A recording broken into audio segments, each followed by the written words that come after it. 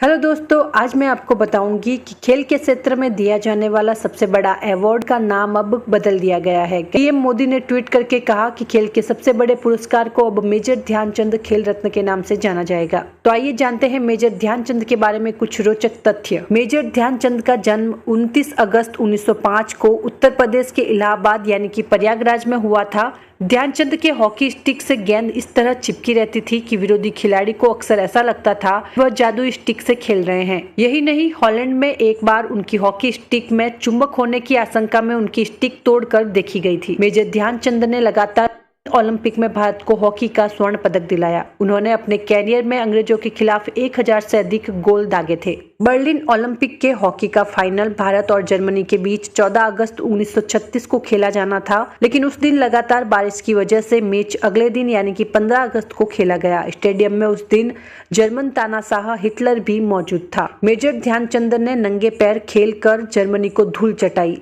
जिसके बाद हिटलर जैसा तानाशाह भी उनका मुरीद बन गया। तानाशाह हिटलर ने मेजर ध्यानचंद को जर्मनी की ओर से खेलने और बदले में अपनी सेना में उच्च पद पर आसीन होने का प्रस्ताव दिया, लेकिन उन्होंने हिटलर के इस प्रस्ताव को ठुकरा दिया था। हिटलर ने ही मेजर ध्यानचंद को हॉकी के जादूगर की उपाधि दी थी। ध्यानचंद का पहले नाम ध्यान सिंह था, लेकिन वह हॉकी की प्रैक्टिस हमेशा रात को चांद की रोशनी में किया करते थे। इस वजह से उनके दोस्तों ने उनका नाम ध्यान सिंह से बदलकर ध्यानचंद सिंह रख दिया। महज 16 साल की उम्र में ही सेना में भर्ती हो गए थे। इसके बाद उन्होंने हॉकी खेलना शुरू किया था। नेदरलैंड के एक मैच के दौरान इतना बेहतरीन प्रदर्शन किया कि मैच को बीच में रुकवा दिया गया। मैच रोककर ध्यानचंद की हॉकी स्टिक तोड़ी गई, केवल ये देखने के लिए कि कहीं उनकी हॉकी स्टिक में कोई चुंबक तो नहीं। लेकिन उनके हाथ कुछ नहीं लगा, क्योंकि जादू हॉकी में नहीं बल्कि ध्यानचंद के हाथों में था। ध्यानचंद को 1956 में भारत के सबसे प्रतिष्ठित नागरिक सम्मान पद्म भूषण से सम्मानित किया गया। मेजर ध्यानचंद ने भारत को ओलंपिक में एक बार नहीं, 2 बार नहीं बल्कि 3 बार गोल्ड मेडल जिताया था। पहला गोल्ड मेडल साल 1928 में भारत के हाथ लगा, दूसरा गोल्ड 1932 और तीसरा गोल्ड मेडल 1936 में जीता गया।